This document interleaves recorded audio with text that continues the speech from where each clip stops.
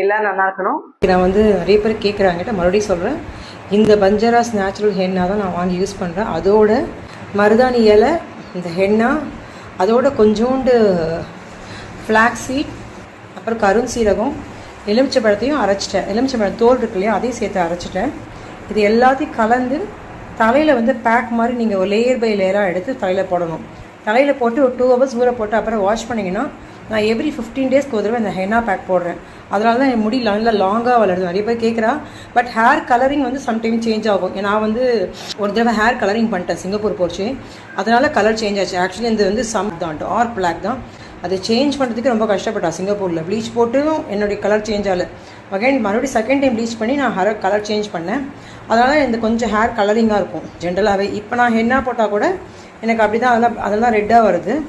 அதான் இரும்பு கடாய் சொல்வாங்க, இரும்பு வானால ட்ரான்ஸ்ஃபர் பண்ணிட்டு கொஞ்ச நேரம் ஊற போட்டு அப்புறமா கூட தலையில் போட்டுக்கலாம்.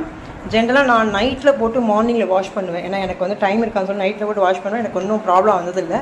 பட் சில பேருக்கு அந்த மாதிரி தான் நீ ஒத்துக்காது. அதனால் நீங்கள் வந்து நீங்கள் மார்னிங் 2 hours போடலாம். பட் எப்பயுமே யூஸ் பண்ணுறேன். இது உண்மையே எந்த ஹார்மும் பண்ணுறதில்லை. அப்படின்னா ரொம்ப நல்லாயிருக்கும். அது பாருங்க, தான் நல்ல ரெட்டிஷாக இருக்குது. நல்ல ஹென்னாது, நல்ல மருதாணி இலை வந்து நான் தீர்த்தமலையிலேருந்து எங்கள் அம்மா எடுத்துன்னு வந்தா.